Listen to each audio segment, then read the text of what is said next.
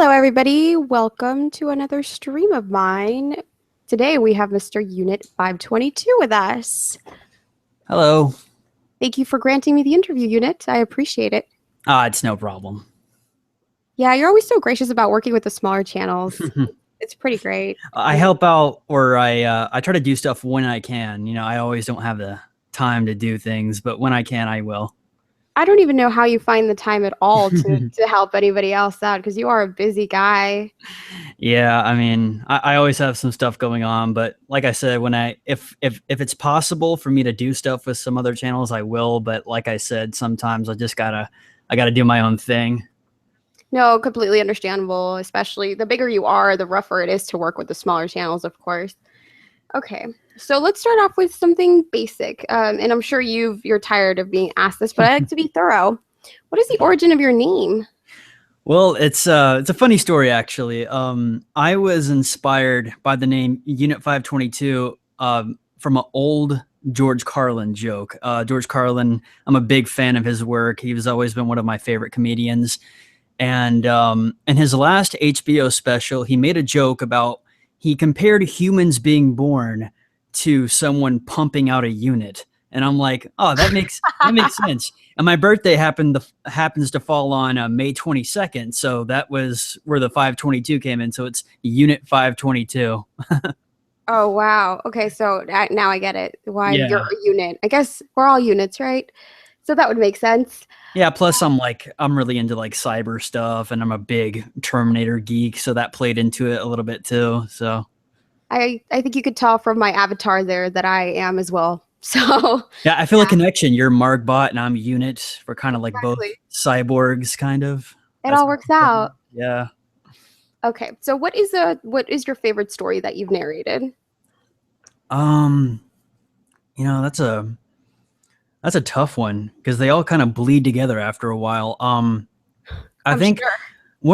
it was one of the very first I narrated, and I think it's no longer on my channel, but it was a story called Dr. Ramsey, and it was Oh my back. gosh. It was back when I first started. It was like my very first video, and I think it was one of the very first stories I ever narrated because it was like I remember it was 5 stories, and that had to be one of the 5 stories, and I was very intrigued by that story.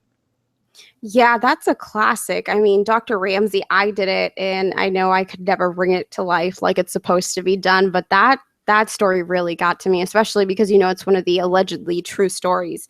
Um, and I think it was supposed to be turned into a book, Yeah, I or was just about to say that. I heard that the author was actually gonna plan on writing a full book. So that's crazy. yeah, I haven't heard anything about that, and it's been a couple years, so I wonder what happened because I know that there's towards the end there's a lot of vagueness as to what went on in that extra 18 months that we're not told about. Right. But yeah, definitely a great story. hmm What is the most unsettling story you've done? Can I answer in like fictional territory because Yeah, I'm a sure. very fictional as well as nonfiction. Yeah. I like to focus on both. That has to be. Oh, that's a tough question though because there's so many good stories that I've done. There's a lot of good stories from unsettlingstories.com. I believe the author's name is Aya or something like that. She does a lot of good stuff, or he. I'm not exactly sure. Uh-huh. Um, um, I would say there was a story. It was called Soft Teeth, and it was about this person that they thought they were going through a nightmare of this like creature spider guy. I don't want to call him Spider-Man, but there was like this spider-like man. Um, and he wasn't your friendly neighborhood Spider-Man. He was like this deformed guy who would come into this person's room every night and do something weird with their mouth. And it turns out he was like planting things inside the mouth that would eventually like grow, and the person who was the victim of this would eventually become another deformed spider creature. It was really weird. It's called Soft Teeth. I think I know which story you're talking about. I vaguely remember it. Have you seen Stranger Things? No, I haven't. I've been meaning to, but like we said earlier, I'm always doing something. Very busy guy. No, completely understandable. No, Yeah. it just something about that particular series reminded me of that story. But yes, it is a very unsettling story, and for me, it scared me a little bit extra just because I always have a thing with teeth. Like they freak me out for some reason. Yeah, So yeah. that's exactly what happened here because I was going through some dental issues at the time and I had to get one of my teeth pulled and replaced with like a replica. Ooh, And it was around the time I narrated that story. I'm like, I hope this isn't going to happen to me. oh gosh. I hope like no like bug falls out when the dentist is trying to. Yeah, exactly. No, I completely understand. I had, now that I'm an adult, a couple years ago, I had braces. So I heard it during that period of time that I had braces, and Mhm. it really got to me. I don't know. It just freaked me out. Even just thinking about it now, it kind of scares me. Yeah, that writer always like he kind of I like again, I don't know if it's a he or a she. Mhm. Um but the author has always took like really gross things and made it into a story and it's just like it works so well. Yeah, definitely. So I think you kind of answered this a little bit already, but do you prefer narrating the true scary stories or the creepypastas? Personally, I've been listening to creepypastas for many, many years. Since like 2011, I've always felt closer to those stories than I have the true stories. But there are really good true stories out there. But after a while, they do get kind of repetitive. But I personally prefer the creepypastas. But I know I built my fan base primarily narrating true scary stories. So you know, I got to a point where I feel obligated to do them, but it's no problem because I love my fans. I'll do anything for the fans. But like I said, my personal preference is the creepy pastas. Gotcha. Okay, that's interesting because most people usually say, "Oh no, I prefer the true stories," but you're the first person that says that they prefer, the creepy pastas. Um, Especially because of the fact that, like you said, that's basically built your channel up, but you stay true to what you like, Yeah. which is great. Okay, so what has been your biggest obstacle on YouTube? It's interesting. I was a few months ago. I was going through some mental issues. I have ADHD, and I believe I also have explosive disorder. I was actually diagnosed with that. Um, Diagnosed. My bad. Um, and those kind of like boiled over a period of time. There was like certain things that were bothering me, and it just I kind of like I think people are gonna know the video that I'm referring to, but I made a video and I started a bunch of drama with other people, Yeah. and you know, that was basically a result of just malfunctions happening within me, for lack of a better word. And I sort of let my issues get the best of me, but like I've like since that video, it was kind of like shedding skin a little bit because since that video I've been doing great. Like I just released all that tension and now I'm fine now. Like I like most of the stuff I mentioned in that video I could care less about right now. I'm just really focusing on like my personal life and just making videos for the fans, and that's what I enjoy doing, and that's where I'm going to be at for a while. Another obstacle is sometimes it is hard narrating stories because I'm such a perfectionist, and like if I read a story and I notices a bunch I notice a bunch of mouth noises. I couldn't talk there for a second. I have to go back and redo it because I'm like, no, this isn't right, you know. And it really irks me when the more at myself than my fans when they point out that I mispronounce something, and I'm like, oh man, I get mad at myself. I don't get mad at them. I'm just like, how could I be so stupid? I mispronounced that word. Like how could I do that? And it's just like but you know that's part of learning. You know, you just got to keep moving forward. It's true. And I have to say, because I am a bit of a perfectionist, I have that problem. That's why I reach a point where I can't go back and listen to my recordings because I know I will just tear them apart and I'll sit there with the same story over and over and over again. So, yeah, I completely understand where you're coming from. And if it's any consolation, we all know a really big channel with a lot of subs that pronounces words incorrectly. Who are But you referring to? Me? Or no, no, top 15s. oh, Not oh, down sorry. talk him, But I think we got to the bottom of why that happens. And during one of the live streams he's done recently, he actually Googles pronunciations of words that he doesn't know how to do himself on Mhm. Google, and it gives him completely the most incorrect pronunciation you can think of. So it's not that he's lazy or anything like that. It just, doesn't, for whatever reason, Google isn't helping him. There was a very common word that during the stream he Googled, and I'm sitting here thinking that is completely the wrong way to say that word. But yeah, I mean, Wow. blame Google for it. Which brings me to another topic, the super chat. So a lot of other narrators have been doing the super chat, and they've been live streaming more. And it seems like it's because of the super chat. What are your thoughts on the super chat?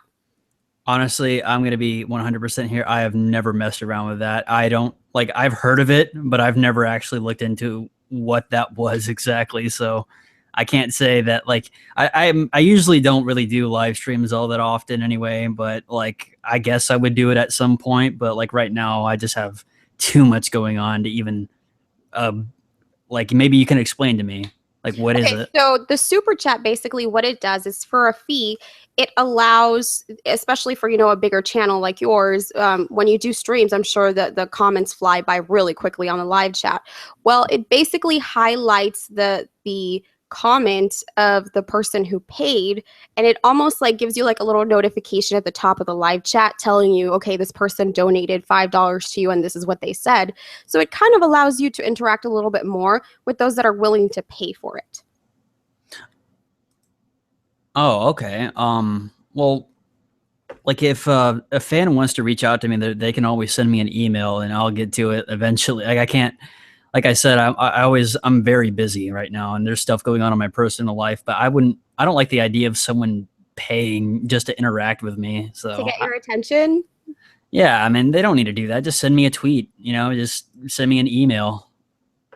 Yeah, I can understand that. I just, one of the viewpoints is that people feel a little bit more special when you're on a live stream and they know that you're like, like let's say Goodnight Goosebumps right now, who's in the live chat, wanted to pay $2 to say, hey, what's up, unit, to get your attention during that.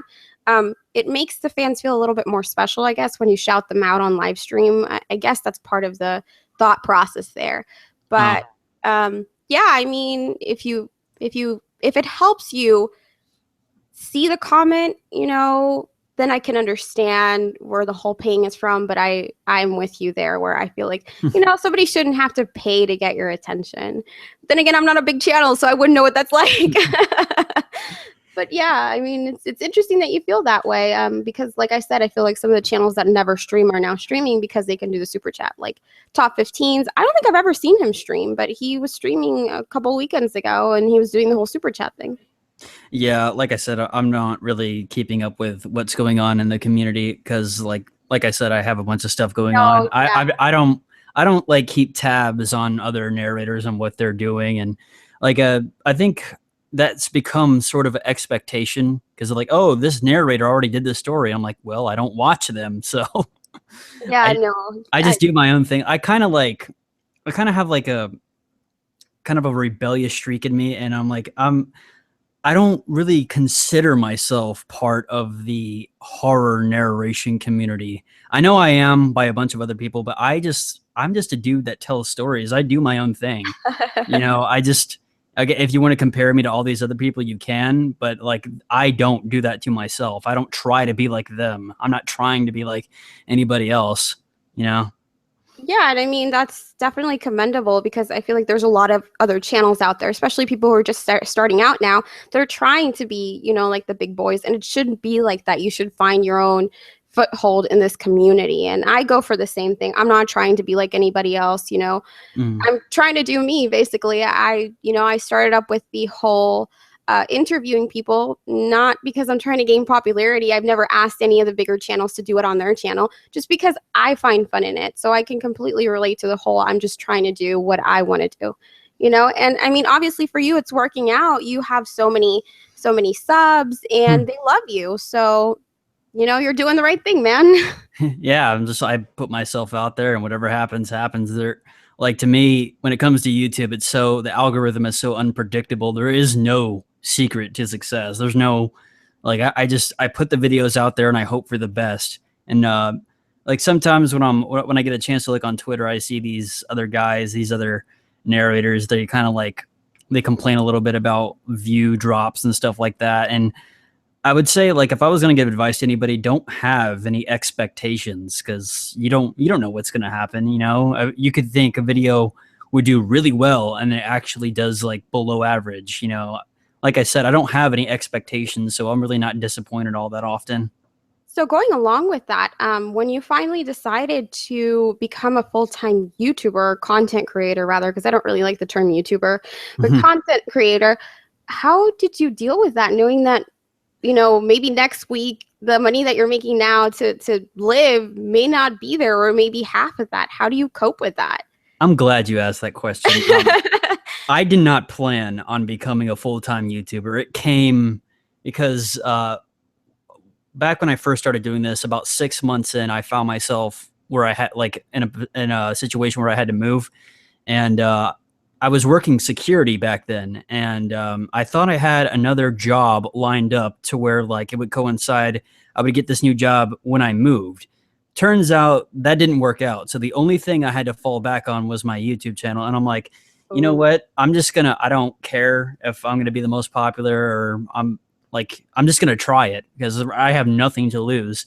So like 7 days a week, there was like a period of time where I uploaded 7 days a week, and I just pushed out those videos and hoped for the best. And turns out it worked out, and I got lucky.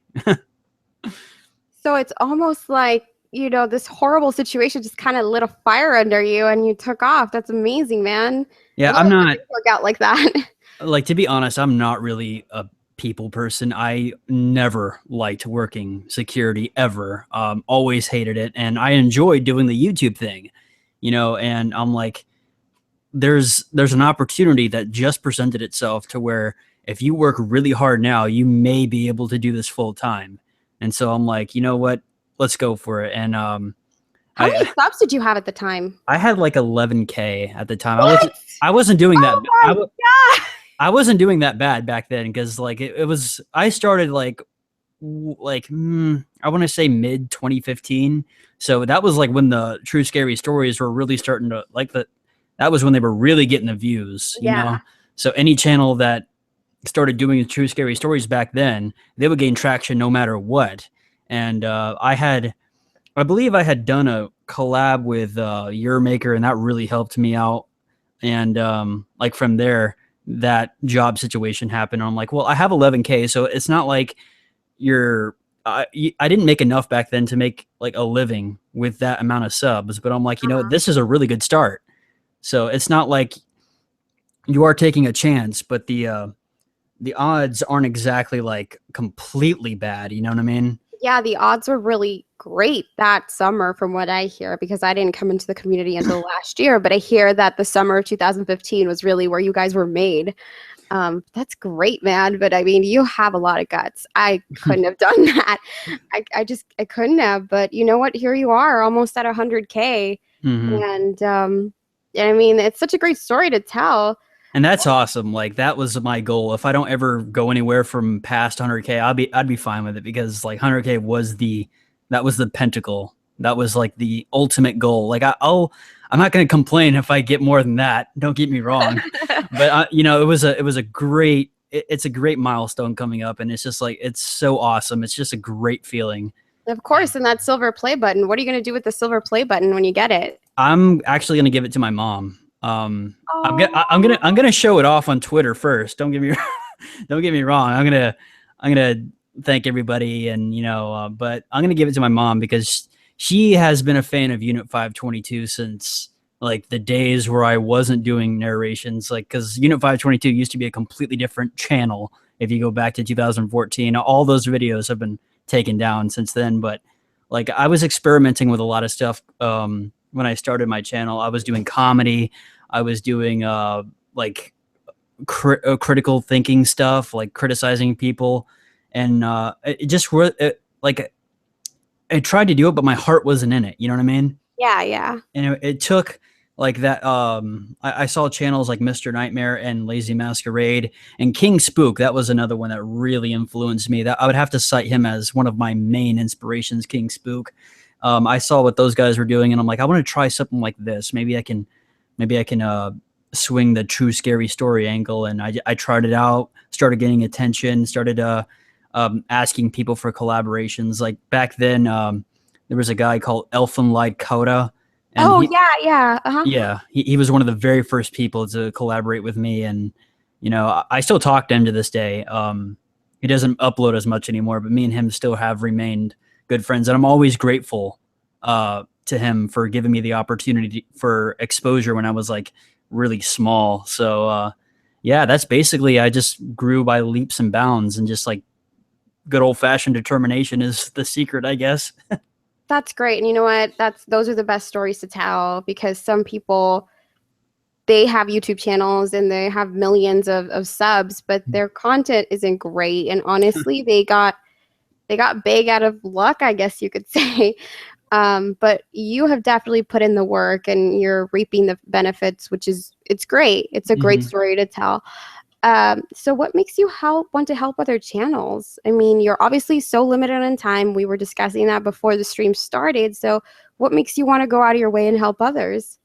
Because, I've been there before. I've been that channel asking for collaborations, and I've been that guy who was just like, I don't know, just starting out, and I really wanted to work with other people.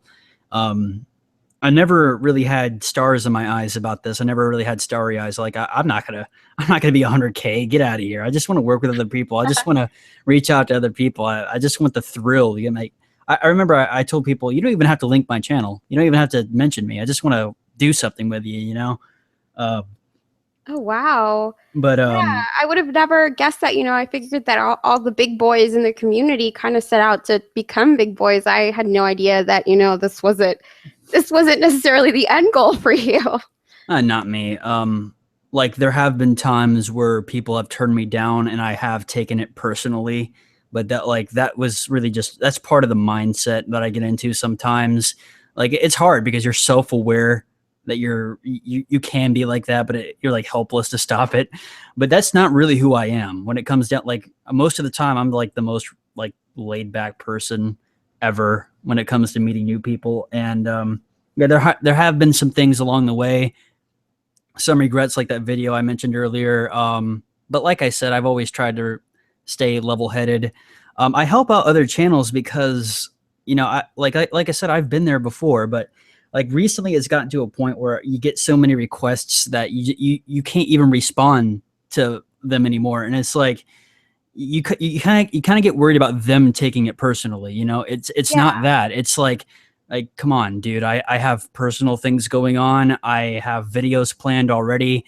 I try to get back to everyone I can, but like with the up the spike in traffic that my channel has been experiencing lately, it's hard to go through all the emails I have every day. And like I don't have time for a collaboration. I don't have time to collaborate with everybody. I'm already packed up on collabs I promised back in December, so I'm really running behind schedule. And on top of that, like I said, I have my personal life, and I also have like, you don't want your channel to be loaded down with so many collaborations, you know what I mean?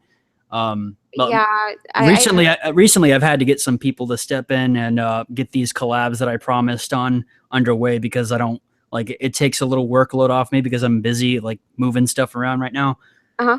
Um, but like I said, like you get worried about like other channels taking it personally. Oh, he doesn't want to work with me because I'm too small. It's not that. It's like time is a thing. And sometimes like I will check out a channel and their quality, there's a standard of quality that I like a person to have when I'm collaborating with them. If they don't meet that, I'll tell them, like Yeah. I think you need to work a little bit. You need to get better equipment. You need to practice a little bit more. Once you get that down, I'll be more than happy to work with you. But like when you come across those people who just keep asking you and asking you and asking you, I'm like, it really is like the only reason that you're reaching out to me is for a collaboration. Like that's all you're interested in is just promoting your own channel. Okay, I don't have time for you right now. Goodbye. Yeah, so how is it that you kind of pick those people out? How do you, figure out if they're just trying to use you or if they genuinely just want to work with you because they think you're great? It's hard. It's hard. Sometimes you can't. You can't determine that because like this is all done through emails. Uh, Yeah. but like if like maybe I didn't get around to answering a collab request and I come back like I notice like the same person has been sending me the same email over and over again. Like I planned on getting back to you, but now I'm starting to think like the only reason that you want to communicate with me is just like to promote your own shit. And yeah, granted that is part of collaborations, but like I don't know, maybe it's naive of me to think that it's just like it's just getting to know other people and working with them, you know. It's not really about promotion for me anymore. Maybe at one time it was. Like I said, I've been that person asking for a collaboration, but like I don't know. It's kind of a devil's advocate thing with me, you know, because like yeah, I mean, if somebody's going to work with me, obviously I'm going to promote them. But the thing is, you can't really take it personally when I turn you down because you don't know what's going on with me I could be doing a million things at the moment, you know. Yeah, of course. I completely agree. But And like I said, there's no way to tell if somebody's doing that, you know, unless they come out and tell you. So hey, I'm just using you. I wish yeah, people were just honest, right? No, I can I'm surprised to see, and it's refreshing that one of the bigger channels still feels that way because it that's how like I have things. if that is your motivation, I guess that would be fine because that's you know we're talking about YouTube here. Like I'm not stupid. Yeah, Yeah. that is part of it, sure. But like it's how you come to somebody else when you ask for a collaboration. Like oh, if you just come out and say it like oh I'm just trying to build my own channel and I'm just trying to get views off it. You promoting me. You don't say that. You come with respect. You know what I mean? That's the thing. You have to show respect when you do it. I've always shown respect when I've asked people back in the day. And like I said, I even told some people that you don't even have to link me. I'm just a big fan of your channel. I just want to I want the opportunity to work with you. I don't expect people to do that. That's like just a weird thing, I guess. That's For just me, you, right? that's just me. I don't expect anybody to be like that. But um, I think the bottom line is respect. Like Southern Cannibal, when he came to me, he sent me an email and he was very respectful. He was yeah, he was just very respectful, and he asked me for some pointers, for some advice and stuff like that, and I was more than happy to help him. At the time, I didn't really have much going on, so I'm like, okay, who is this Southern guy? And I look, and that's the thing. I look at their channel and I see if they're putting forth the effort. You know what I mean? And when I looked at Southern Cannibal's channel, I'm like, this guy is actually really good. He's actually. I told him he was decent. I didn't mean to come off like that, but yeah, he was really good. He was a very talented narrator. I'm like, wow, this guy's he's gonna gain some traction real soon. So I'll help him out. Why not? You know, I'm a nice guy, right? Yeah, I mean, I was just listening to Dr. Creepin's Q&A earlier, and I heard that you bought him his microphone, and I just thought that was just Oh absolutely yeah, amazing of you. That was very sweet of you. I kind of forgot about that. Yeah, you know, they asked him, somebody asked, you know, what microphone he uses, and he said that he uses the Blue Snowball, I think is what it was, and that Yeah. you gave it to him, that you loved his, you know, voice, but that he needed better recording And I'm like, equipment. what are you using, man? Because we were supposed to collaborate on something. I forget what it was, and he told me, "Oh, I'm using my cell phone." I'm like, "You're what? You're using your cell phone?" He goes, "Yeah," and I'm like, "You have a voice that good, and you don't even have a microphone." Okay, I got to do something about this. Look, Aw. I got to do something about this. Let me send you a mic, man. And he goes, "All right," and I'm like, "But you have to narrate all this story for me. It comes with a catch." He's like, "Oh, that's no problem." And I'm like, "All right, I let's think do that's it." a good trade there, you know, narrate the story, but I'll send you the equipment. Why not? Especially because he's in Turkey. I can only imagine how much that cost. Yeah, it was. I had to pull some strings, but I got it done. But up like I'm like a narrator this good doesn't have a mic. No. It's unacceptable. I gotta help. I gotta help him out. I gotta do it. You know. Yeah, that's amazing of you. That's great. So what message would you like to get across through you know your channel and your videos to your subscribers? You know, I aim to entertain. I aim to please my fan base. I know sometimes Like I've chosen stories that have like cliffhangers and stuff like that, and I do apologize for any story that they don't enjoy. But I always aim to please my audience. I always hope I can do that. Sometimes I do fail, and it's reflected. They let me know when they don't enjoy a story. But that's part of being a YouTuber. I always try to give it my best. Every time I sit down in front of the mic, I read the story and I try to reflect the emotions of that story. I think I don't just read the story. I do a lot of method acting, like if there's a part in the story where I'm supposed to portray like a stalker or something like that, then I'm going to give it my best stalker impression of all the time. And I think the fans really enjoy that immersive style. You know what I mean? No, definitely. It sets you apart from some narrators who are just completely monotone, and it almost seems like they can't elicit emotion. But, I have to say, I really love your acting when you have to do a 16-year-old girl. I'm still working on that. That's tough. That's tough to get that one down. Yeah. I can imagine. It's always so funny to me when, the true story starts off, I was a 16-year-old female, and it's just, it's you guys reading it. It's just great. But I love Like the the majority of the true scary stories that I enjoy are written by females. Yeah. Yeah, Yeah. so I feel like because we're females, we're probably more open to sharing our awful experiences. So that's probably why you guys get so many of those. yeah. Is there anything you feel or something in particular that you feel has helped you become more successful in all of this? Really, I think having no expectations.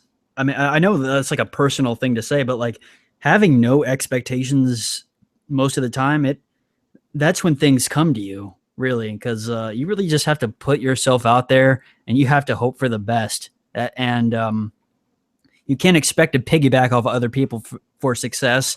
You have to work for it yourself. My dad always taught me that, like, you want something done right, you got to do it yourself. Yeah, And I'm like, definitely.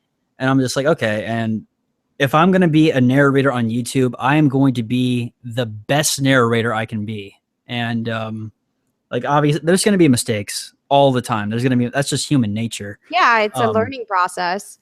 yeah, and there's going to be some mess ups. There's going to be some people that like turn their back on you. There's going to be people that like hate you because you're successful. Hmm. And you have to have that in mind going in. You have to be ready for the good and the bad. That's like the best piece of advice I could give to anybody. You have to expect um you have to expect the worst and hope for the best. Yeah, I hope you kids in the live chat are taking notes there because half of you guys are narrators too. So be humble, guys. It's really funny because when I first listened to your stories and kind of saw you interact with some of the narrators, I realized you're a really sarcastic person, which is great, but I just didn't realize how humble you can be also. And that's not just me trying to flatter you, but it's like you're this sarcastic person, but at the same time, somehow you pull off being humble, which isn't easy, but it's great because it's really worked out for you. You've had realistic expectations of this and you've been pleasantly surprised. Yeah. Oh man, like you should hear me and Celestial Nora when we're around each other. We're always cracking jokes. Um, yeah, I've always loved comedy, and I'm a very socially awkward person. Like if somebody actually met me, I'd be really shy and I wouldn't really talk that much. But like sometimes I get in that mood where like the only way I know how to communicate is by telling jokes, you know, and yeah. So that's basically my way of just like, yeah, I'm this shy and awkward person, but let me joke around with you, and see if you reciprocate, then I know you're cool. Yeah. That's kind of like the only way to describe that. No, but that's a good way to be. I mean, if you're socially awkward through and through, and you're not going to make very many friends. But then if you have the side to you that you could be kind of sarcastic and funny and sassy, then you find your place in the world. Yeah, I mean, I always believe like being myself, and like I'm not gonna like change who I am just because like people put me on this pedestal. Oh, this guy has almost 100,000 subscribers. He has to be this particular way. No, I was me starting out, and I'm still me now. And it's like really, I have been fortunate enough to gain success, but that has not changed who I am. And I don't think very many of the people who have gotten big in YouTube overall can say that. So it's great that you haven't changed who you are throughout this journey, um, because it's tough to do. I've seen what some of the bigger channels have to go through, and it's rough, knowing who to trust here and not being paranoid about things. So good job on that, because I feel like, most of them have changed, at least from what the way I've seen the bigger channels evolve. So other than the obvious perks of having a big channel, what else have you gained from being successful on YouTube? Well, I'm able to do what I enjoy for a living. Like I think he just pointed that out, but that's a big thing though, because like I said, I'm not a people person. I've never been good in customer service. I was not good at dealing with security, and really every job that I've been a part of, I've like when you're a part of that particular job for so long, you start to notice the politics of that job, and that really bothers me. The favoritism, the just the arrogance of some people, and that makes me very mad sometimes. Like No, you of course.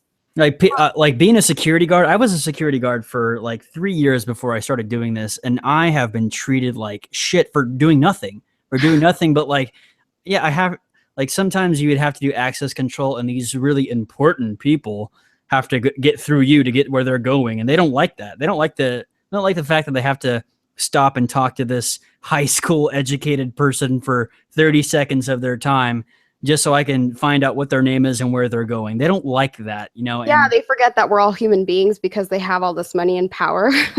yeah, and like when something would happen on the work site, and like as a security officer, I was like, oh, I have to protect the people. And there was a situation where this guy and this girl, they weren't clients, but they were like outside of the workplace, and this guy was getting right up in this girl's face, and it was like you could see that this guy was pissed about something. I don't know. And I just sort of I go out there and I tell the guy to get lost. Like I'm like, you need to take this somewhere else. Like I didn't get into them. I didn't get into what was happening. I'm just like, you need to go somewhere else, okay? And the guy just like storms off, and the girl thanks me, and she goes the other way. And I got actually reprimanded for that. And I'm like, are you Wow. serious? There's Wow. this guy, like it looks like he's about to hit this female out here. And as a security guard, I thought it was my job to, like, protect people that are on this premises. Of And course. they go, no, your job is only to observe and report. And I'm like, oh, okay. That basically I had to get written up, but I had like, it So was, basically, if you saw a rape taking place, oh, guys, hi. Yeah, I'm watching a rape taking place, but I'm not going to do anything about it because I'm not supposed to. Really? Come on now. That's yeah, awful. like they're like, oh, you should have called the cops. And I'm like, okay, it would have took the cops X amount of minutes to get here, and I could just go out there and break it up real fast, or at least say something. Maybe just me saying something would stop it. And it turns out that that's exactly what happened. And but like it was that experience, where I'm like, I can't do this forever. I have to find a way where I can make a living doing what I like to do. And turns out, like, years later, it turns out I can do that. So it's a real dream come true. That's a Because great thing when that happens, when you're able to love what you do. What, yeah. you already discussed the fact that 100K, you would be okay with staying here, obviously, as long as you continue getting views, because some channels do die out even though they hit, this huge milestone. People seem to think that having a lot of subs, that you've made it, but it's not just having a lot of subs, but also continuing to be viewed. But anyway, I digress. I Mhm. wanted to ask you, what is your plan for your brand, for this brand that you've built? Because Unit 522, now you have a website, you have your Mhm. merchandise. So what are your future plans for it all? Really, just I keep doing what I'm doing, hopefully I can get more t-shirts out, because that kind of ended, because I was like, as a temporary campaign. Uh-huh. I would have went with a permanent merch store, but I'm like, I don't like the way these shirts are. I don't like their design setup. I want something that's quality. So I signed up for a Teespring campaign, and yeah, it is only temporary campaigns, but like I like the way they make their shirts. So I might start up another one now that you mention it, because I've been meaning to do that. But as far as future plans for Unit 522, Really, I've been meaning to get the Origin series off the ground. I finally got into contact with a writer, a very skilled writer who was willing to work with some of the concepts I had. I really want to provide stuff that's like exclusive to my channel. Like, yeah, I do true scary stories primarily and creepy pastas occasionally, but there's also the Resident Evil countdowns. Nobody else does that. There's Yeah, also the Rake versus Dogman series that's exclusive to my that's definitely channel. yours. Yeah. Yeah, like just stuff like that, that going that extra mile to separate myself from a lot of other people. Yeah, just being the best I can be, trying to come up with new ideas and just trying to please the fan base. So Really, just that's innovation for you in the future, which is great because I mean, we could all see 10 different channels with, oh, top 10 scary things on the internet, but to bring something new to the table, it really keeps bringing your subscribers back. yeah, and I always like hearing that. Like some of the Origin series motivated some other narrators to come up with their own. I like that, I like the fact that my narration style hasn't. I've heard on Twitter that like, oh, like maybe this other narrator reaches out to me. Oh, you really inspired me, man. I look up to you, and I'm like, I like that feeling. But I don't think that of myself. But it is nice to hear those kind of compliments because I'm like the most cynical person ever. I'm like, I wouldn't listen to this guy when I was when I was first starting out, and I was listening to my first video. I'm like, what the hell? Hey, people like what they like, okay? Yeah, I'm like, if you guys like it, yeah, I'll keep Yeah. doing it. Personally, now that you brought up the origin stories, that's kind of what drew me to your channel. That's how I started listening to you, is because the origin stories, nobody else has them, and you're showcasing other channels. Mhm. So it's just like that's kind of what drew me in. I started going through the origin stories you had up, and I just thought they were amazing. So, and then obviously I continued being a sub for the rest of your stuff, Mhm. and then you started uploading every day and all that. But yeah, I mean, the origin stories are definitely something that's, I think it's great in the community.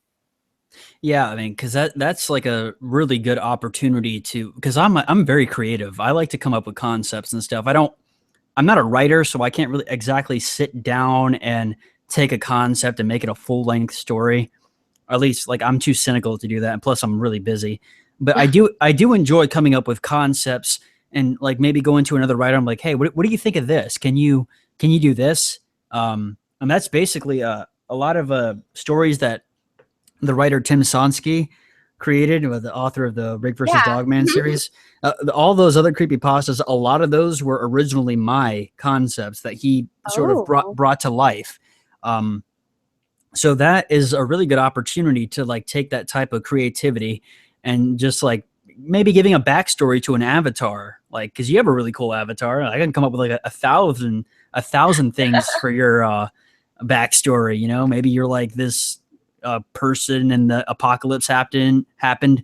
Sorry, I'm Dun, dun, misspeaking left and right. dun. No, it's okay. And you get hit by a meteor, but you didn't die, and the scientist has to come along and make a half robot body or something like that. That'd be cool. I, Yeah, I like so coming up with stuff like that.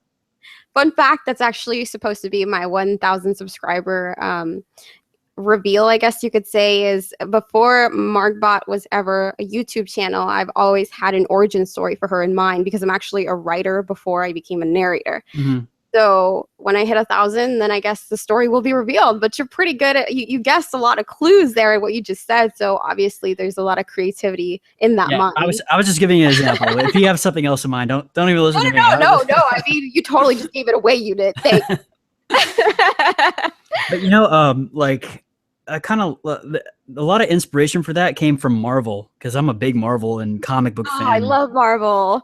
Yes, but And definitely. there's a series that I've been working on with a animator called Axeman Cartoons. It's Mhm. called Rageful Realm, and I hope people don't get confused because that's going to be an alternate universe that doesn't really have anything to do with the Origin series. It's like a parallel universe per se. And I'm like if Rageful Realm does well, maybe we can find a way to cross over the two universes. And I'm like that's something that like Stan Lee would do or something. I don't know. Yeah. Yeah. And Wow, man. I look forward to that. So are you gonna put, your Unit 522 character in that one, or is that oh just completely yeah, definitely. But the Unit 522 and that one is a very different take on the character. Different Uh, units. yeah, there was the backstory it's been taken down, but it's going to be remade at some point. But there was a backstory where the character of Unit 522 was created by these aliens that were forced into making these units for this evil overlord. I know I sound like a total nerd, but I'm trying to No, I'm a total nerd, man. So I'm trying to go I'm for trying to it. explain something, but like, okay, so in the origin series, Unit 522 is this cybernetic assassin that kind of Ooh. he deviated from what he was supposed to do. Now he's become like this rogue warrior. But in this Rageful Realm universe, he's more like the Punisher. This guy. This Unit 522 is human. Um, he experienced something like horrifying overseas, and it changed him as a person because he like used to do black ops stuff, Uh-huh. and he's back in society now, and he feels he has to kill criminals. I think something that makes this different from the Punisher is this version of Unit 522 is willing to mow down innocent people to get to the criminals. He doesn't care. He has no regard for human life whatsoever. And I think like a lot of people like, oh, that's something horrible about the character. Like, yeah, it is horrible, but it's like you want to go to extremes sometimes to tell a really good story. Yeah, of And course. like you sympathize with what Unit 522 is trying to do. He's trying to kill criminals, but he's crossing the line at the same time. So he must be stopped. That like and Eden is the opposite of that. That's the is it the protagonist? I get those mixed up. Like She, the she's pro, the hero. Okay, okay. So the you're the protagonist and antagonist. antagonist. Yeah. I get Yeah. those mixed up sometimes. I'm the antagonist, Uh-huh. but like you sympathize with my cause, but at the same time you're like, oh, he has to be stopped. He's taking things a little too far. He's killing innocent people. There's no excuse for that. So you're kind of rooting for Eden, but again, the character of Eden, she's an alien, both in the origin universe and in this universe, and she really doesn't understand how corruptible humans are, and she's very naive. She trusts the cops, and the cops are owned by this crime lord, and she is completely oblivious to that. And she's like, her actions are actually helping out the villain, like the real villain of the story. Because it's like me and Eden are supposed to be going at it in the story, but there's this other guy who's like the real enemy, Furigen. That's the character. Oh, I love Pyrogen. Okay. Yeah. So yeah, Furigen's like this looming threat, and he's kind of like pulling strings to where Unit 522 and Eden are supposed to like kill each other. I think it's a really interesting story. So yeah. I think you just gave us a taste of a really amazing story. So I look forward to seeing that. Because I mean, as far as I've noticed, you haven't uploaded anything for it, correct? Or have I just not been looking hard enough? You know, I had somebody come up with. There's been a bunch of promo stuff on Twitter, but one of my artists, came up with a concept for the thumbnail, and there's like a kind of a teaser on his channel for that. That's about the only thing that anybody's going to find, but I haven't uploaded anything for that. It's all being animated. It's going to be like a motion comic story. So it's still in the works. It's going to be a while before it comes out, but I'm very excited for that. Man, I'm excited too, and I'm not even in it. Like I can't wait to see it. It sounds like it's gonna be a great story. Yeah, I was talking to the animator, and he goes, you know, if it does well and there's a demand for a sequel, definitely we'll probably work on that at some point too, but not for a while because I'm sure he has a really taunting task ahead of him animating all that stuff. Well, And yeah, drawing all of that, it's incredibly time consuming, I'm sure. yeah, and I'm like, look, man, if you need to take a break, that's fine, but like. If there is a demand for a sequel, and I know my fan base, they're probably like, we need to see more. We need to see more of this because I have the ending to where I want it, but it is a cliffhanger. It is a giant cliffhanger, and it's there's a lot of foreshadowing there for a sequel. And I've already come up with a bunch of concepts for a possible sequel, and so I'm like, I'm really hoping that this does well, you know. Well, maybe if there's enough demand for it, we may have to pay for that sequel. So, if the story's good enough, I'm sure people would be willing to pay. Maybe like not me. They wouldn't have to pay me ever, because I'll write a story for free. But I would like to see Axeman, the animator, get some reimbursement for that. So if there was going to be like some sort of campaign for a sequel to that, if it does well, it would definitely all go to him. It would be like 100, like, this is your thing, man. I'll promote it for you, but you can keep all the money because money's not really an issue for me right now. And Oh, you need that's that. great. You know, you're spending these hours sitting in front of the computer drawing all this stuff. No, you need all that. So Yeah, that's really sweet of you. And now that we were talking about avatars and animation and all that, I've been meaning to ask you, what is the design of your, how did you come up with the design of your logo or your avatar? you're asking really good questions. I like that. Well, I mean, I am an interviewer, so. All right. So obviously there is a direct influence from Scorpion from Mortal Yeah. Kombat, Uh-huh. but the mask itself, this is a redesign of my original avatar, because the original was just a photoshopped version of me. Like, I had my friend Celeste take a picture of me, and he sort of put filters on it and made it look like this white and black ninja thing. Uh-huh. But the mask, if you look closely at my old avatar, I'm sure somebody can find a photo. It is the Keegan mask from COD Ghosts. And what I have now, since I didn't want to get into any like copyright trouble, I had another artist recreate the mask to where it's like its own thing. So it's Oh, like it's kind of like a direct, my avatar is a direct influence from Scorpion and Keegan from Call of Duty Ghosts. So that's awesome. it's kind of like Well, a cross between those two.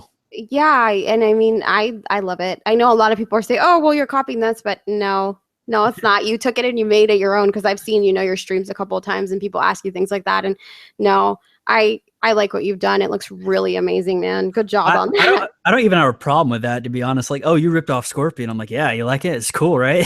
Yeah, he's great, guys. He's badass. What now? Yeah. I never had a problem with being called a ripoff. Like, I tried not to rip off anybody, but I saw this interview with um, this musician. Sorry, I'm misspeaking. I'm sorry. I'm terrible at rambling. Forgive me if I do that. There's a musician from a band called Type O Negative, and he was doing an Oh interview man, I love that band. a while Sorry. ago, and it's all right. I love that band too. Um, the interviewer asks, how do you feel about people calling you a ripoff? And he goes, I only rip off the best. Well, that's a good way to look at it, right? Yeah, he goes, I only rip off the best. And I'm like, somebody accused me of being a Corpse Husband ripoff. And I'm like, no, I'm definitely not a Corpse Husband ripoff. I'm a King Spook ripoff. Get it right. I don't even see how you could have ripped off Corpse. You guys are so different. And honestly, unless you would have said the whole thing with King Spook right now, I wouldn't have seen the connection there either. So, Like he's one of the main people who inspired me. I loved his style. He was like the only one when I started out doing those giant videos. He was doing those giant 25 volume stuff, and nobody else was doing those at the time. And I'm like, this guy's great. I have to be more like him, because he was basically where I got the idea. I had to lower my voice because like I was doing narrations in my regular voice, and I'm like, it just doesn't sound that scary to me. So I tampered with a few things, and I found like some settings that kind of make Unit 522 more of a character. You know what I mean? yeah. Like right now, you're talking to the person behind the mask. To me, Unit 522 is a character that I portray, and like Yeah, same here. his voice is like really deep and menacing, and he can tell these great stories. Me, I'm just the actor who plays that character. So yeah, but basically listening to King Spook and listening to his style, because he has this particular way of just like these really immersive storytelling skills, I guess. And I'm like, man, I have to be more like this guy. This guy knows what he's doing, and um, I have to find my craft like he found his. You know what I mean? So Yeah, he yeah, takes everything and he makes it his own. And I get that from you as well. So I could see what you're saying now that you've yeah. pointed it out. So now that we're talking about, how you admire other narrators, if you could meet any other narrator in person in the next 12 months, who would it be and why? I would meet up with Vidith, Vidith 22. He seems like a Oh, really cool guy. I always make fun of him for being like Canadian, but like he's not Canadian. Not It's at just stuff that all. he kind of comes off that way because he's so friendly, you know. Yeah. He's always apologizing to me left and right. I'm like, what are you, Canadian? Stop. Yeah, Vidith is definitely my bro, and I could relate on that. He's just such a nice guy. Him and Southern Cannibal, they seem like really cool guys. I would definitely like to hang out with them someday. Yeah, so I guess that pretty much answers your question. Yeah, that's Uh, great though. I mean, they're both great guys, so I could see why you would want to hang out with them. yeah, for sure. I mean, we've been talking for a long time. We've gotten Yeah, to we know have. each other. Yeah, so that'd be cool. Like, I would like to meet a lot of people actually. Like, if there was some type of convention going on near me, I'd be there in a heartbeat. Like, even if it was like in another state. Like, if I Why was don't you come invited, to VidCon? Come on now, meet us all. yeah, it's definitely a possibility. But like, I have too much stuff going on now. But once things settle down and like, there's like maybe a convention in California or something, and I'll There's have always to. next year, man. I mean, I'll, for me, it's a I'll have to. 2 hour drive, but for you I'll guys, have to bring my girlfriend and we'll have to talk about her getting some time off work, but I'm there, you know? yeah. I mean, I've discussed it with a few of the other narrators, and it doesn't even have to be like us face revealing. It's just us hanging out amongst each other, you know? I mean, for you, face revealing is obviously not an issue, but some of us, you know, nobody else knows what we look like except, you know, amongst ourselves. So Hmm. it doesn't even have to be like a big thing, like we have a booth or anything like that, but just to hang out with you guys would be really amazing. Yeah, definitely. And the only other narrator I've actually met is Celestial Nor for obvious Yeah, reasons. yeah. I don't know that you could call that really meeting him, you know, because Yeah, you guys you knew each know, other beforehand. I knew him before he was Celestial Nor. Yeah, exactly. So I don't know that that So, really counts. so technically, when he became Celestial Nor, I met him, you know?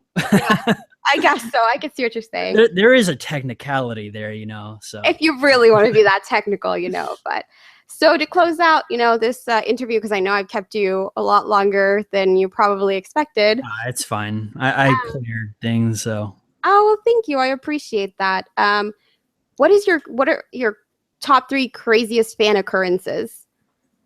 Um, You know, I've had some weird comments.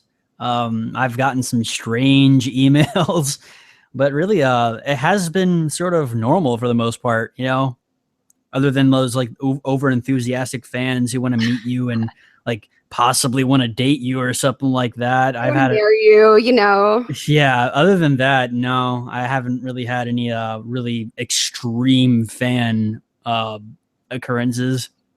Well, that's good. I Yeah. mean, some of the other narrators have some interesting stories about their fans, but you know, I think there's a certain level of over enthusiasm that's expected. You know, Yeah, and my girlfriend's looking at me right now, but she will literally kill me if. oh, I could hear her in the background. Yeah, Hi. she says hi. Hi. You hear Oh, her? she just sounds like the nicest. Yeah, she's great.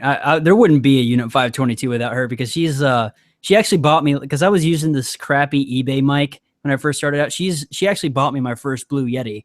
So and it was like out of nowhere. I'm like, oh, you're the greatest. See, that's true love right there. Yeah. Okay, you keep her around because I mean, she really helped you on your journey, and it's Yeah, I'm sure it's she pretty much takes care of me. I would be like, oh, I would be a very lonely, troubled person if it wasn't for her. Aw, that's adorable. Yeah. I'm sure it you know, it's kind of a must to have a significant other that's supportive of, you know, your narrating in this community because I don't know how anybody could do it without having a supportive significant other. Just because it's a lot of your life. Even if you do this as a hobby, I've Hmm. learned that it's so much of your life. So if you have a significant other, they better support your dream. Oh yes, for sure. Okay, well, thank you so much for allowing me this interview.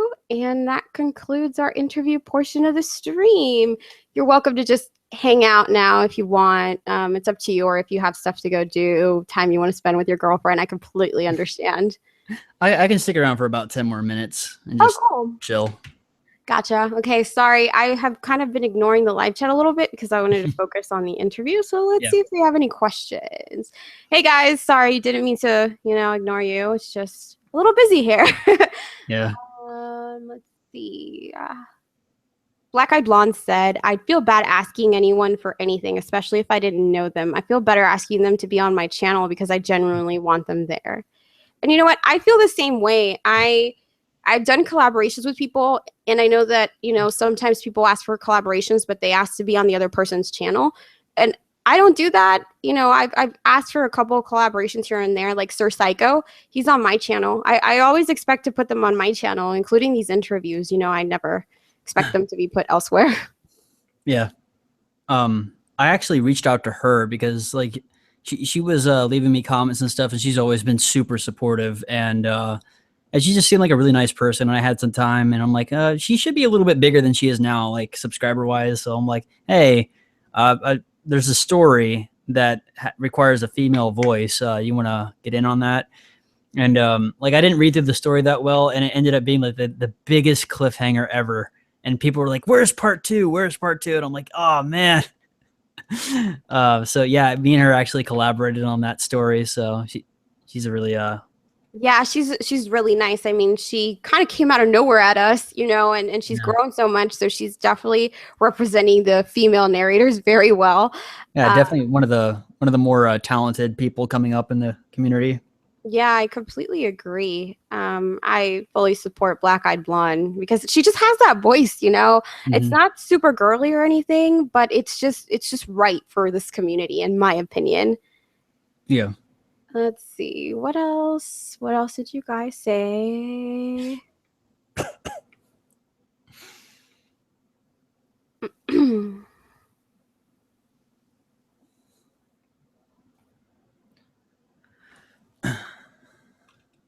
Oh, thank you guys. They all think you're amazing. And that I'm amazing too, apparently, just because I am in your company right now. Yeah, thank you very much. I remember the last live stream we had. It was pretty crazy. Yeah. I was really hyper that night. It was wild, man. But you know what? Good times. And I just want to say thank you, not just for the interview, but because of the fact that you have been willing to work with my channel, even though I have absolutely like almost no subs in comparison to, your channel, but you have been so nice and so gracious about it. And I know you're a busy guy. So especially when we did that whole Valentine's Day pickup line thing, I wasn't sure if you were going to be able to do it. One, because of, the fact that you're a busy guy, and two, because of the content matter. It wasn't really horror. So, but like, I was so grateful that you were willing to partake in that because it was really funny. Like, it was great. You were part of that live stream we had a few months ago, right? The types of jokes I was telling on that stream, especially with a cannibal, and when he just starts talking, I just like. Oh yeah. There was just something about that.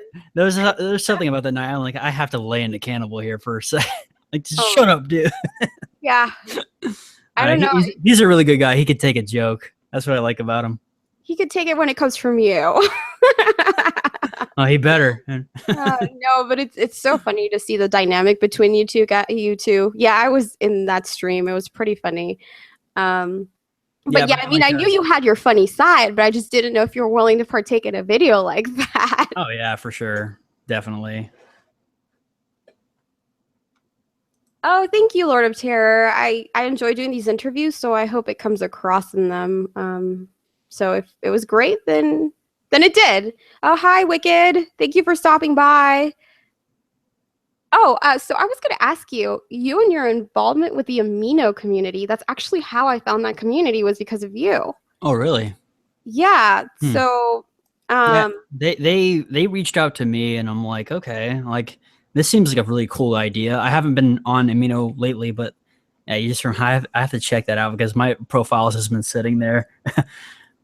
Yeah, it's kind of hard to keep up with it a little bit, and that's actually what really helped me grow my channel in the beginning. And the reason I say that is because that's how I met Wicked, and a couple of great folks over there, is because of the fact that you pointed them out, and I said, you know what, this is an opportunity for me to make a profile for my character and post my videos.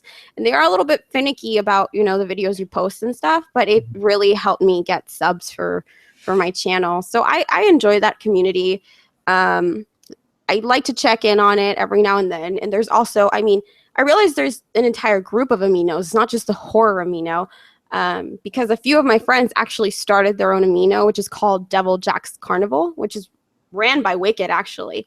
But yeah, they're a little bit more relaxed than the horror amino. But I feel like they're really good platforms to just put your stuff out there, especially when you're starting out. How I heard about you is actually through Celeste. Yeah, Celestial. Yeah.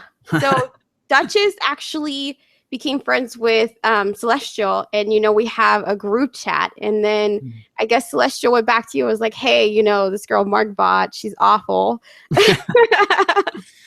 No, he was telling me that yeah, of course he knew Duchess, and he was talking about how cool you guys were. And then like there was I forget how we ended up on that live stream. But yeah, I think we were part of that live stream, and then we decided to do another one. Like I remember that that night that I tried to do the live stream on my channel, it didn't work for some reason, and then we ended up having to do it on your channel. But that wasn't the first time we actually had talked to each other. Let's see. I want to say the first time we talked to each other was because of Cannibal, because you were friends with Cannibal and I'm friends with Cannibal. Yeah, that's right. So that's why we're hanging out. Yeah. Yeah, I ended up on that live stream because I was like really bored. I'm like, what's going on? I checked Twitter, and he goes, "Oh, I'm doing this live stream with Margbot. You want to join?" I'm like, "Sure, I've heard of her." Yeah, so. That awful girl with the half robot face. No, I'm just kidding. But yeah, that's how we met, and ever since then, and that stream kind of went south there towards the end. So that's when you wanted to put a stream on your channel. Yeah, I remember now. That stream. That was awkward. Gotta love King Spook. But hey, you know what? If it hadn't been for that, you and I wouldn't have like really become friends, and we wouldn't be sitting here right now. So I guess it all worked out. Yeah, I mean, I don't even remember like what exactly went down, but I remember it was like really awkward. I'm like, oh, craziness. It was craziness. Yeah, sorry about that, but we had a lot of fun on the follow-up live stream on my channel that happened like a week later, right? Yeah, we did. I loved it. It was great. Like I said, if it hadn't been for that, then you and I probably wouldn't be friends, and these people wouldn't have been graced by your creepy pickup lines. So it all worked out. Yeah, good job on that, by the way. Yeah, I actually tried that, and it didn't work back in the day. I'm just kidding. Chloroform on the rag? Yeah, really? You tried that? The chloroform pickup line, back when I was in high school, I was doing some experiments because nobody would date me. And I'm like, I'll try the chloroform line. And it backfired. I'm just kidding. I'm sure it backfired. What did you do with the body? Oh, my gosh. So, guys, any questions while we have a lovely unit here? Let's see. Anything else I missed? Just because so much went on the live chat while we were talking. This has really helped me get to know you better, and I hope it's helped some of your fans get to know you better too. Because you're just so honest and forthcoming with your answers. Yeah, I mean, I don't like to be. Like, I don't want to come across as fake. That's like, I want to try to avoid being fake. Like, oh, I love everybody. No, I have my drawbacks. There are people I don't get along with on YouTube, and like I don't want to start any drama. But if somebody like asks me something that like I do have a problem with, I will be honest about it. Yeah, same here. And I think that's why just in life in general, I'm a very honest person, and it gets me in trouble sometimes because I am very blunt about how I feel, and I'm very opinionated. And sometimes that comes off as a little bit judgmental. So, but I mean, this is who I am, and I'm sorry if people don't like it, but I'm not going to sit here and pretend. So I completely understand where you're coming from. And then earlier you said something about how, sometimes you've been turned down for collaborations, or you used to. And I could relate with that feeling too. Like, it hurts. There's actually my favorite narrator, funny enough. I don't know why. I'm not going to assume if he's just a busy person or if he has something going on, but I've kind of reached out to him a couple of times, maybe like twice, and I just never get a response. And it hurts because of the fact that, I look up to him and his work, but I've never gotten an answer back. Like, I've gotten answers to other things, but never to, like working together or anything like that. So it does hurt a bit, but hey, it is what it is. That's how it was like for me up until I made that kind of that mental breakdown of a video. After that, it was like like I said, it was like releasing toxins I don't care anymore. I don't even ask anybody for collaborations anymore. Yeah, so it was like now I could care less about collaborating with any. I don't care about collaborating with like those big channels. You know, I have my channel. It's not the most popular around, but I don't care about that. It's to a point where like I gain success on my own, and I'm happy about that. You know.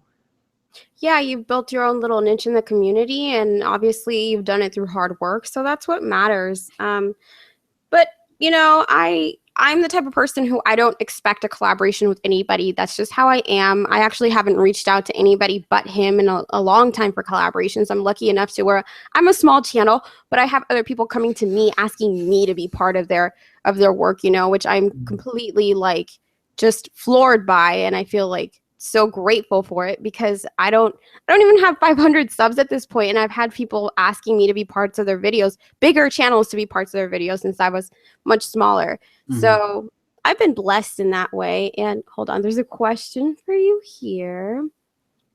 So Carrie wants to know if you ever get recognized in real life. No, not yet. Funny story, though. I met somebody who knew about my channel. He didn't recognize me, but I'm like, because me and Celeste, we used to since I'm moving, this doesn't happen anymore. But we used to go to a game shop and just hang out like on Thursdays because I needed something to do. I needed to get out a little bit and started talking to other people I don't know.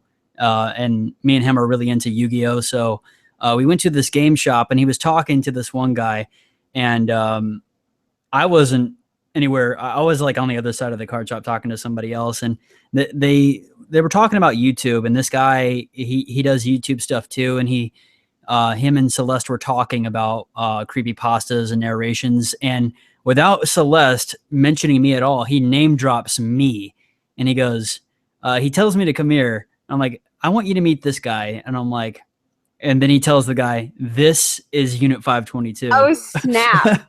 and I'm like, "Yeah, that's me." And he's like, and this guy's jaw completely drops. He goes, "You're Unit 522," and I'm like, "Yep, that's me." That's awesome, man. Yeah, it was crazy. Talk But about narrator goals. Did he ask for your autograph? no, like he was since we were at a Yu-Gi-Oh tournament, he does like Yu-Gi-Oh stuff. Me and him actually because I have another channel called Magus Mage that's dedicated towards my card game interests. Me and that guy actually did a collaboration on that channel. So Oh, wow. Okay, yeah. gotcha. That's awesome, man. I don't know. I imagine for those of, you know, the community that have already face revealed or just show their faces all the time, I wonder how often they get approached. Like Creeperoni, she didn't even know that hiding your face was like a thing in the community. So she's just been showing her face since the beginning, and she's like, "Man, I wish I could have like a different face so I could face reveal now." But yeah, I mean, I always wonder if people come up to you guys and say, "Hey, I know who you are." You know, I just think it's really cool. Yeah, I've always linked my personal channel with my Unit 522 channel. It's never been like my face is some sort of secret. So Plus, since the beginning, you've been sharing your face? yeah, I never like I didn't see a reason why I should like because I like to do film projects every once in a while where Mhm. I'm actually like acting and stuff. So like, there's no reason to hide my face, you know? Yeah, no, I understand. Um, let's see here. Yeah, Goosebumps and Lord of Terror, you guys wish you were the ones I was trying to collab with, okay? All right then. No, I do not leave you voicemails, Lord of Terror, asking you to collab. You were the one begging to be on my interview. So, Black Eyed Blonde actually asked something really good. She oh, asked, "What are some uh, pointers for the mouth noises when you record?" Uh, get two pop filters. I find that one just doesn't catch enough. Two is good. I have a mic where it's built into the there's one built into the mic, and I have an extra foam one that I put over the mic. ooh, So wow. yeah, that won't cancel it out completely, but that will help a lot. Turning your gain up a little bit and distancing yourself from the mic when you record, that's a good thing, because you don't want to be right up to the mic. And brush your teeth. Make sure you like you have make sure you've brushed your teeth, because that helps out too. Make sure you like I like to pop my ears before I do recording, because a lot of that stuff happens in the back towards like where the jaw connects to your skull, the rest of your skull. That's where the majority of mouth noises for me become a problem. So you want to pop your ears, just hold your nose and like blow out and just make sure you get your ears popped, because that, for some reason, that loosens it up to where it's not as bad as a problem. And eating apples, that's another good pointer. Yeah, I have that clicking problem, and like you, it's my jaw. Like it's where your jaw connects to your skull, and I can't figure out how to get rid of it. I've tried everything, and I don't know. Just sometimes it won't go away. It's Yeah, really what's happening is your air gets trapped in your ear canals, I guess, and because your ears are really close to where your jaw connects, and that Mhm. movement in your jaw releases some of that air, and it makes a popping noise. So you wanna clear that out before you do those narrations. And I don't ever do an entire story at once. I do it by sections. So Yeah, same here.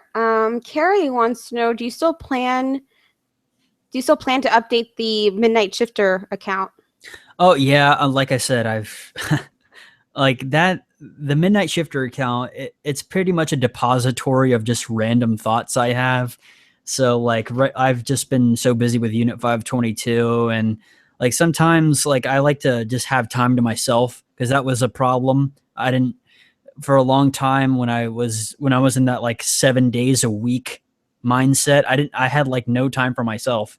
And sometimes I just like to put the mic away, log off everything, and just do my own thing. And that's important, like to have that, so things don't get too stressful for you. But yeah, Midnight Shifter. That's I'm definitely gonna be when I make the move. I'm definitely gonna put more effort into making more videos on that channel for sure. Once you're all settled in, are you Yeah. going to have a better setup, you think, as far as recording at your new place? Or Oh yeah, we got right now we live in a 1 bedroom. We got a 2 bedroom, and we're gonna turn the second bedroom into a guest bedroom. But I'm also gonna be putting all my stuff in there, the equipment, and that's then your recording studio, actually? yeah, it's like half and half, you know. But when the guests stay over, I'll just put everything off to the side, and they can stay in there. Like, don't touch this, okay? No, that's cool though. I Because mean, I I'm moving like over 100 miles away from where I'm staying now. oh wow. So So what will happen to the celestial unit bromance? yeah, we're gonna try. He's gonna try to make it out to where I live at least once a month, and I'm gonna help him out with the gas. But that's definitely gonna drop. You know. Aw, the bromance will be long distance now. I hope you guys make it work. You guys are cute together because I hear the little stories like every now and then, and it's just cute. Thanks. Oh my god. Yeah, Celestial does discuss you privately in our group chat. Yeah, he's actually a hybrid between a billy goat and a human, so they can get a little weird sometimes. I believe that. Let's see. So I'm going to point something out right now, and if you could give your input, that would be great. So I've had situations before where I've submitted audio to other people, and then their channels either disappear or they just don't really upload much anymore. So how do you feel when you've submitted audio to other people and it's never used? Uh, I really don't say anything about it. I'm like personally disappointed, but I'll take the audio. If it's like a story or something, I would use it on my own channel instead. Gotcha. Okay. All right. I guess that's how I There, should handle it.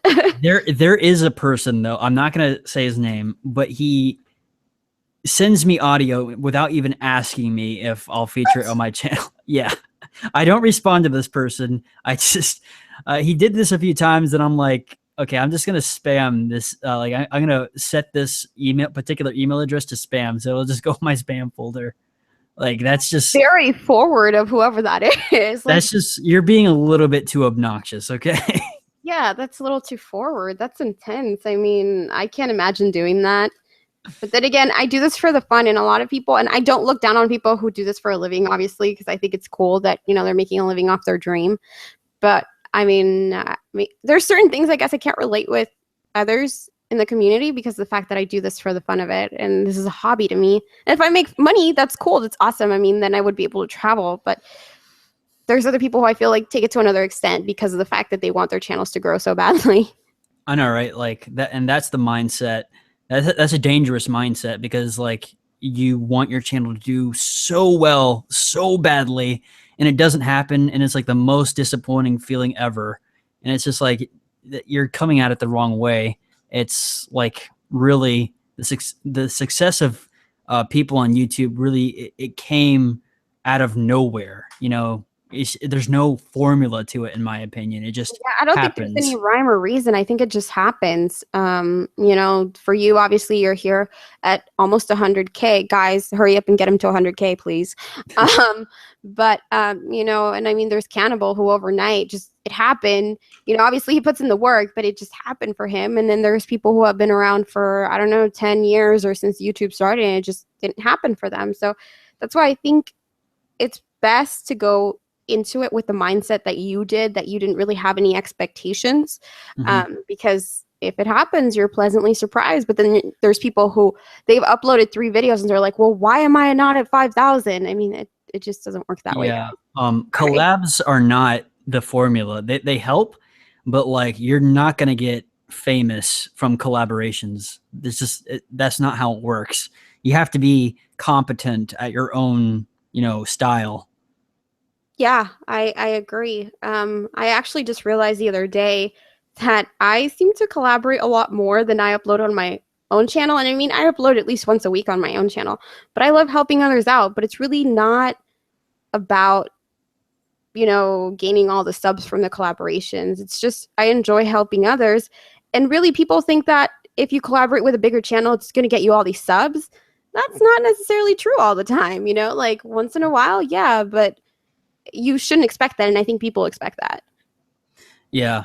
I mean, like I said, I'm not going to name any names here, but there's this guy on Twitter, and he's just like losing his mind over because his the numbers aren't the way he wants them to be, and it's just like you really need to calm down, you know, because you're going way overboard with this.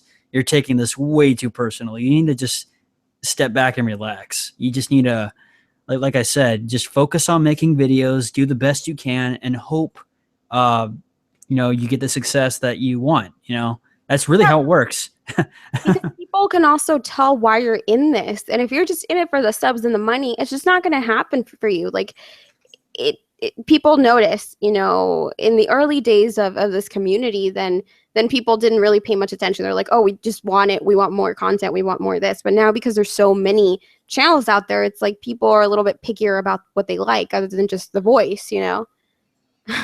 Goodnight Goosebumps says, I remember when I first collabed with Joey's Nightmares and I thought I would get 10K immediately. I got 37, lol. And that's really how it is. Yeah, I mean, sometimes like they subscribe to that particular channel to hear that particular voice, and there's a lot of fans that are like purists, you know, Yeah. and they're not gonna just go to another channel just because this other channel featured them. It's just not how it works. Yeah, I mean, sometimes they don't even like it when you feature other people on your channel. They're like, I don't like that voice. Like, stop having them on your channel. I read that the other day. It's just like, geez, guys, savage much? But Yeah. Sometimes they can be a little rude, but like I kind of understand where they're coming from a little bit. I don't like that's the thing. Like, I think people should be a little bit more respectful than they are. Sometimes, if they really don't like something, they take things a little bit too far. I don't You know. know, People can be so rude. I mean, I just don't like it when they sit there and they criticize and they pick apart other people's voices. Okay, you don't like it, then if it's on someone else's channel, then skip the story. Or if it, you know, if you found this channel you don't like, why are you going to sit there and be hateful towards them? I don't like like that. I read this comment the other day. Like, I can't stand your voice. You sound so inorganic, and it's just like bad. I'm like, well, you withstood it long enough to make a comment. Yeah. Yeah. And of course it's not organic. I'm a cyborg. Come on, you know? Yeah, that's exactly how I feel. I'm an Android, guys. I try to be as human sounding as possible, but it doesn't always work out. Sorry. Faulty programming sometimes. Yeah. I know the feeling. I know exactly what you mean. Yeah, you could relate. We're metal brother and sister. Let's see. Oh my God, Goose. Let's see. Yeah, I think we're all grateful when other people are willing to collaborate with us. Good night says, fuck cannibal I fans. know, that's what I was laughing at. Why you gotta hate Good Night Goosebumps? Why? I don't know. They've never been mean to me, so I can't say. They've always been super gracious of me, but I know why Goose is saying that. Because some person told him that he sounded like a cartoon character on one of Cannibal's like collabs with him. That's why he's salty. Nobody like any insulting comments. You can't take those personally because if you did, you'd lose your mind after a while. Yeah, and I think that's something people have to accept being part of the YouTube community. I mean, Top 15s has been featuring other narrators the last few months, and I just hate how mean they are to Sir Aim. Like, if you don't like him, then don't listen. But stop being so mean. Like, I don't understand why people are so hateful towards him. He's such a nice guy too. It was bad when he Chills and Rob Dyke they collabed a while ago. That was like a slaughter in the comment section. I'm like, wow, you people are just what is it really? Bad. Not only like you can hit the thumbs down button if you don't like something, but no, you have to add that extra layer, Yeah, like, I mean, some people are just so quote savage, and I'm just like, do you guys just did you have a bad day? Do you feel like you need to exhibit hatred somehow, and this is where you chose to it's do really it? the anonymity. They would not say that if like To everybody knew their face and their name and stuff. They wouldn't be saying half of the shit they say online. Because most of these, my theory is most of these people are very young, like that age group between like 12 and like 16, where it's like the best thing to curse and to rag on somebody over something. It's just like, yeah, like you people just go ahead and get it out, I guess. Yeah. It's not going to bother me. Like nobody can say anything in the comment section that I wouldn't get over. I just like if I see an insulting comment, I just sort of laugh and just keep scrolling, Personally, I appreciate constructive criticism, but there's a difference between constructive criticism and absolutely just tearing a person apart. I know, right? Like if you want to criticize me, I welcome criticism. If there's something I can do better, I want to hear what you have to say. But the second you call me like a faggot or something, I don't take you serious. That's when it's over. That's not constructive at all. You're just being rude. Yeah, it's just like, okay, freedom of speech, I guess, but Lord of Terror, we all know that you are not deadly horror. Please stop pretending. I don't know why he does that, honestly. That guy. Deadly. Wow. Yeah, I remember. See, that's another bonding moment for you and I when I was like, he's my bro, because I remember you stuck up for me when Deadly was being mean to me. Because like that's one of my pet peeves. Don't like just because I like talk to you, don't rub that in other people's faces. Like, oh, I'm friends with Unit 522. Yeah, like fuck you, okay? No, and I'll actually send you something real quick. Like, don't share this on the stream, but I'm gonna send you something that might amuse you in the DMs. So. Oh my gosh, I can't wait to see this. But yeah, I don't know. He obviously he's had the bigger channels collaborate with him, and I remember I posted about how, I was gonna have you on my stream, and he said jelly or something like that, and I said something like, oh, haha, I bet you are. And he said, well, I've actually already collaborated with you, and it's so no, I'm not jelly at all, and I've also collaborated with your maker and Corpse Husband. I don't even know who else. I'm just sitting here like, why do I care? Really? And that pisses me off because that's like so arrogant. Like it is, and it's so unnecessary. And yes, I did collaborate with him back when I was a little bit less defensive per se, but yeah, like I didn't know he was like that back then. And I mean, not to sit here and talk smack during my stream, but I feel like that's the case for a lot of people who collaborated with him, because I hear that a lot. It's like, well, we thought we were helping this small channel and this kid, but really this kid turned out to be a total jerk. So yeah. Like that's what it is. He doesn't even exist to me anymore. I don't even think about him. It's just like, whatever. Good night. Like sometimes Celestial talks about him. Like, why do you even bother paying attention to him, dude? Just Celestial's so amused by him. I mean, he's amusing, but not in the horror community. Come on. He's amusing in general. You're way more talented and way more popular than that kid will ever be. Just be happy with that. You can't work yourself up just because like there's somebody out there that's just like annoying. That's going to be the case no matter where you go on YouTube and in life. So true. Oh my gosh, I didn't even know when Spooks like showed up. Hi, Spooks. Welcome. Okay, guys. Well, this is my post party to my anniversary because my channel's anniversary was actually yesterday. So I hope you Oh, guys all enjoyed it. Yeah, congrats. I have a question, Unit. Did you start up? Well, your channel's a little bit different though because you started out differently. So I don't know if to count my anniversary as yesterday or my first upload day because my first upload wasn't until like May. So yeah. I don't know. I guess it would be technically it would be when you started your channel, but like when you started doing the Margbot stuff, like what you're known for, I guess whatever date lands on the anniversary of your first upload, I guess that would be it. Gotcha. Okay, because I think I'll probably like throw an actual like big thing then, but I didn't this time because I was like, okay, well, I kind of sat on this for like 2 months and then I finally started uploading, so it just doesn't feel real, you know? It doesn't feel like a year, but it is what it is, I guess. So in May, guys, I'm gonna do something for that. Maybe I'll have a whole bunch of like my narrator buddies on a stream, and maybe you guys will see Unit again if he's not too busy, but we all know how busy he is. Mhm. So yeah, but thank you so much for coming by, and thank you guys who have stuck it out through this entire interview.